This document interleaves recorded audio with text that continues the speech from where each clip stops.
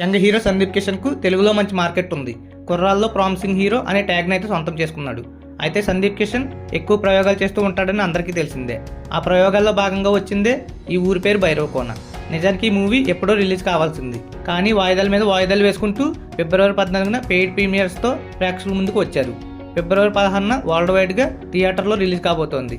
మరి ఈ మూవీ ఎలా ఉంది? చెప్పినట్లుగానే సందీప్ కిషన్ వర్షాబల్లమ్మ హిట్ కొట్టారా వంటి ఇంట్రెస్టింగ్ క్వశ్చన్స్కి ఆన్సర్స్ కావాలంటే ఈ రివ్యూని ఎక్కడ స్కిప్ చేయకుండా చూసేయండి. ఈ మూవీ స్టోరీ విషయానికి వస్తే, బసవ అతని ఫ్రెండ్ జాన్ ఒక దొంగతనం చేసి అనుకోకుండా భైరవకోన అనే ఊర్లోకి ఎంటర్ అవుతారు. వీరితో పాటు గీత కూడా ఆ ఊర్లోకి ఎంటర్ అవుతుంది. ఇక్కడ నుండి వీరి ముగ్గురికి విచిత్రమైన పరిస్థితులు ఎదురవుతాయి. ముఖ్యంగా భైరవకోనలో అన్ని సంఘటనలు భయానకంగా ఉంటాయి. ఈ సమయంలోనే బసవ దొంగలించిన బంగారాన్ని రాజప్ప దక్కించుకుంటాడు. అవి తిరిగి దక్కించుకోవాలంటే కుదరదు. అసలు ఆ భైరవకోనకి మిగతా ఊర్లకి ఉండే తేడా ఏమిటి? గరుడ పురాణంలో మిస్ అయిన 4 పేజీల్లో భైరవకోన గురించి ఏం చెప్పారు? తను ప్రేమించిన భూమి కోసం బసవ ఎందుకు దొంగగా మారాడు? అతనికి భైరవకోనలో ఎదురైన ట్విస్ట్ ఏమిటి? ఇలాంటి అన్ని ప్రశ్నలకి సమాధానం తెలుసుకోవాలంటే ఊరి పేరు భైరవకోన సినిమా చూడాల్సిందే. ఈ మూవీ ఎలా ఉందంటే, ఏదైనా కథ చెప్తే అది మనదే ఉండాలి. హీరో క్యారెక్టర్లో మనల్ని మనం ఊహించుకోగలగాలి. కథలోని మెయిన్ కాన్ఫ్లిక్ట్కి కనెక్ట్ కాగలగాలి. ఎంత ఫ్యాంటసీ జానర్ అయినా దానికి కూడా ఇదే రూల్ అప్లై అవుతుంది. ఆనాటి పాతాళ భైరవి నుండి జగదేక వీరుడు అతిలోక సుందరి వరకు, అమ్మోరు నుండి అరుంధతి వరకు అన్ని ఆడియన్స్ని ఎమోషనల్గా టచ్ చేసిన సినిమాలే. ఆఖరికి మొన్న వచ్చిన బింబిసారా కూడా ఈ కోవకే చెందుతుంది. ఎమోషనల్ మ్యాజిక్ క్రియేట్ చేయలేకపోయిన ఫ్యాంటసీ మూవీస్ ఏవి బాగా ఆడినట్లు ఎక్కడా లేవు. దురదృష్టవశాత్తు ఊరి పేరు భైరవకోన కూడా ఇదే కోవలోకి వచ్చే సినిమా. అలా అని భైరవకోనలో ఎంగేజింగ్ కంటెంట్ లేదా అంటే ఖచ్చితంగా ఉంది.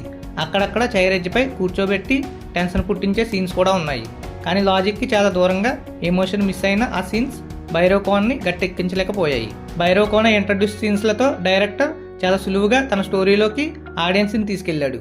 ఎప్పుడైతే స్టోరీ భైరవకోనలోకి వెళ్తుందో అక్కడ నుండి సినిమాటిక్ లిబర్టీ చాలా ఎక్కువైపోతుంది.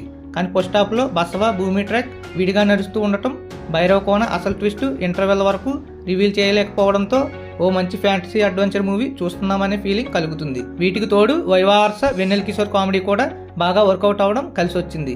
కానీ ఎప్పుడైతే ఇంటర్వెల్ ట్విస్ట్ రివీల్ అవుతుందో అక్కడ నుండి భైరవకోన స్టోరీ కామన్ ఆడియన్స్కి ఓన్ చేసుకోలేనంత దూరం వెళ్ళిపోతుంది. భైరవకోన సెకండ్ హాఫ్ కాస్త ఇంట్రెస్ట్గా మొదలైన స్టోరీలోని ఒక్కో ట్విస్ట్ రివీల్ అవుతున్న ఆడియన్స్ వాటి వేటికి పెద్దగా ఎంగేజ్ అయ్యే పరిస్థితి కనిపించదు. మధ్యలో వచ్చే లవ్ ట్రాక్ కూడా ఓకే అనిపించిన సినిమాని మరింత భారంగా మార్చేసింది.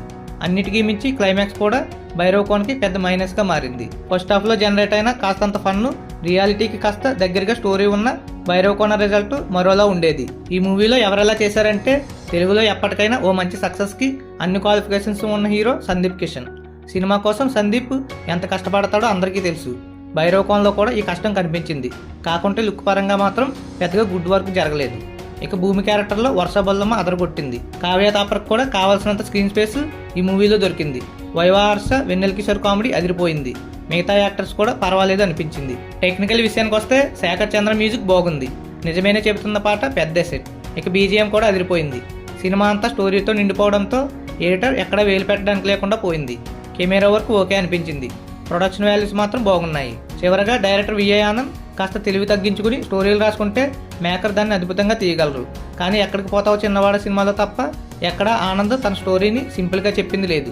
ఇదే అతనికి అతిపెద్ద మైనస్గా మారుతోంది. ఆఖరికి భైరవకోనలో కూడా ఇదే రిపీట్ అయ్యింది. ఓవరాల్గా చెప్పాలంటే ఈ ఊరి పేరు భైరవకోన మూవీలో ఫ్యాంటసీ ఎక్కువైపోయింది.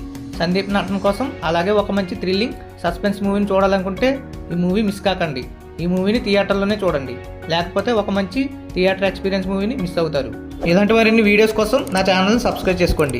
సబ్స్క్రైబ్ చేయడం మాత్రం మర్చిపోకండి. Please do subscribe.